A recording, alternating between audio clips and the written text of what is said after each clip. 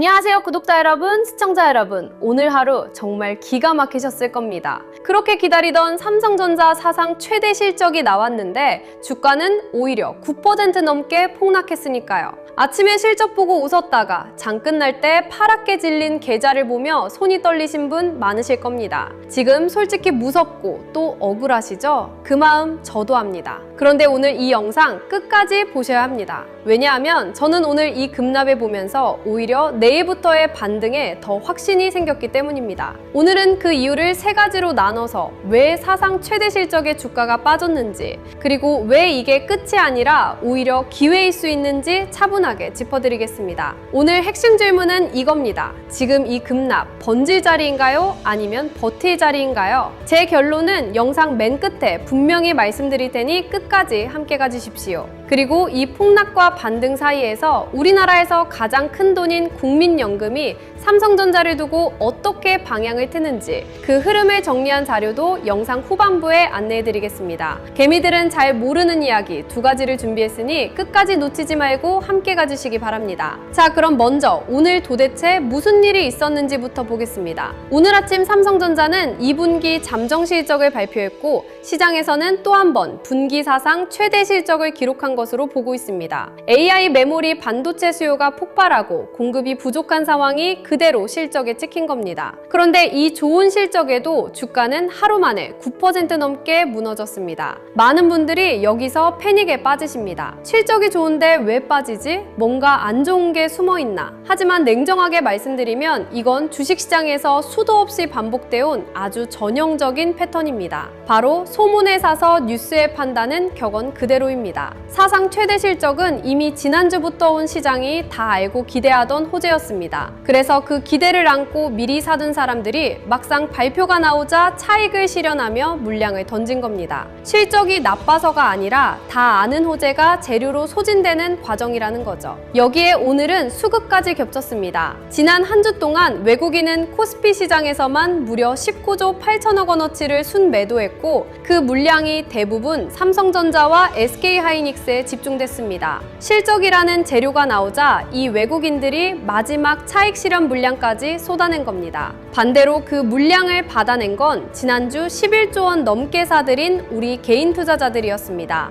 여기서 잠깐 지금 이 영상 보고 계신다면 한 가지 여쭤보고 싶습니다. 여러분의 삼성전자 평단가는 지금 얼마쯤이신가요? 고점인 34만 원대에 물려 마음고생하신 분도 지난주 폭락에서 용감하게 담으신 분도 계실 겁니다. 평단가에 따라 오늘 이 급락을 대하는 마음가짐이 완전히 달라지는데요. 댓글에 평단가와 지금 심정을 한 줄 남겨주시면 뒤에서 평단가 구간별로 어떻게 대응해야 하는지 방향을 잡아드릴 때 참고하겠습니다. 자, 그럼 이제 진짜 중요한 이야기입니다. 저는 왜 내일부터의 반등에 확신이 생겼을까요? 첫 번째 이유는 간밤 미국입니다. 뉴욕 증시에서 다우존스는 사상 최고치를 갈아치웠고 지난주 폭락의 진앙지였던 반도체가 강하게 반등했습니다. 특히 브로드컴이라는 반도체 회사가 애플과의 계약을 2031년까지 연장한다고 발표했는데요. 이건 AI 투자가 줄어드는 게 아니라 오히려 몇 년치로 못 바뀌고 있다는 정반대의 증거입니다. 오늘 우리 삼성전자를 짓누른 공포의 근거가 미국에서 먼저 무너진 겁니다. 두 번째 이유는 펀더멘털입니다. 오늘 나온 사상 최대 실적이 증명하듯 삼성전자의 기초 체력은 식기는커녕 펄펄 끓고 있습니다. 지난 6월 우리나라 반도체 수출은 1년 전보다 무려 199%, 3배 가까이 폭증했습니다. 게다가 오늘 급락으로 코스피의 주가 수익 비율 PER은 6.6배까지 내려앉았는데 이건 과거 금융위기 저점에 근접한 역사적 저평가 구간이라는 게 증권가의 공통된 진단입니다. 이익은 사상 최대인데 주가는 역대급으로 싸진 보기 드문 상황이 된 겁니다. 세 번째 이유는 환율입니다. 지난주 외국인이 삼성전자를 던진 진짜 이유 중 하나가 1,550원 근처까지 치솟은 환율이었습니다. 외국인은 원화로 사고 팔지만 수익은 달러로 계산하기 때문에 환율이 오르면 자산 가치가 쪼그라들어 삼성전자부터 팔게 되거든요. 그런데 미국 고용 부진으로 금리 기대가 꺾이면서 그 환율이 하루 만에 15원 가까이 급락해 1,520원대로 내려앉았습니다. 외국인을 밀어내던 압력이 풀리기 몰리기 시작했다는 반등의 결정적 발판입니다. 그리고 여기에 삼성전자의 미래를 밝히는 이야기가 하나 더 있습니다. 바로 파운드리 위탁 생산 사업의 반전입니다. 수년째 대규모 적자를 내던 이 사업에 최근 빅테크들의 러브콜이 쏟아지고 있습니다. 세계 1위 TSMC의 주문이 밀리자 클로드로 유명한 엔트로픽이 삼성의 이 나노 공정을 검토하고 메타도 차세대 AI 칩을 삼성에 맡기는 방안을 저울질하고 있습니다. 그 규모가 10조 원 수준으로 거론될 만큼 묵직하고 여기에 테슬라 물량까지 더해지는 분위기입니다. 다만 이 파운드리는 냉정정하게 봐야 합니다. 이 수주들은 아직 대부분 초기 논의 단계이고 최종 계약은 아닙니다. 점유율도 TSMC가 38%인데 비해 삼성은 4%대로 격차가 크고 흑자 전환 목표도 2028년입니다. 그러니 파운드리는 당장의 실적이 아니라 방향이 바뀌고 있다는 중장기 신호로 받아들이는 게 맞습니다. 오늘 급락과 별개로 삼성전자의 미래 그림은 분명히 밝아지고 있다는 뜻입니다.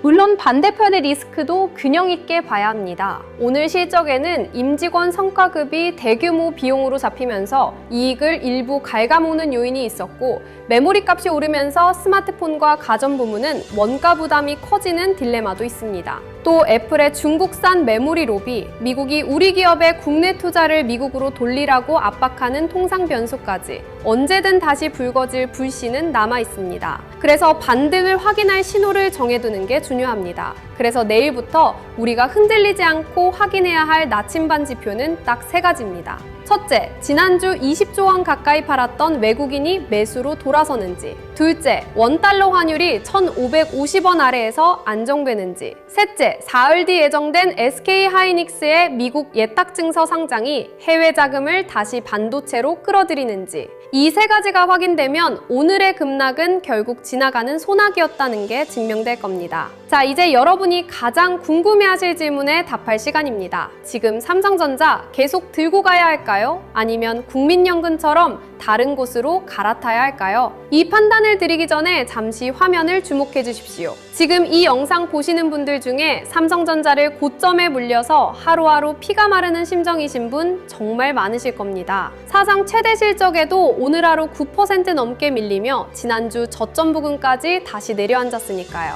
이렇게 국민연금까지 움직이는 대이동 국면에서는 무작정 삼성전자만 붙잡고 버티는 것이 답이 아닐 수 있습니다. 국민연금이 돈을 옮기는 방향을 알고 내 포트폴리오를 점검하는 것이 지금 가장 중요합니다. 그리고 그 전에 오늘 꼭 한 가지 안내드리고 싶은 게 있습니다. 구독자 여러분 덕분에 이 채널이 여기까지 정말 많이 성장했습니다. 그래서 이번에는 감사한 마음을 담아 그동안 저만 보던 2가지 자료를 같이 준비했습니다. 제가 대단한 전문가라서가 아니라 이 험한 시장에서 오래 버티는 동안 저를 지켜준 도구들이라 지금 이 영상 보고 계신 여러분과 꼭 나누고 싶었습니다. 첫 번째는 국민연금이 삼성전자 비중을 조절하면서 새롭게 담고 있는 것으로 파악되는 리밸런싱 핵심 종목 리포트입니다. 여기에는 국민연금과 기관자금이 최근 어떤 섹터로 이동하고 있는지 그 흐름을 한눈에 볼 수 있는 정리, 그리고 지금 삼성전자를 평단가별로 어떻게 대응하면 좋을지 방향을 잡을 수 있는 가이드,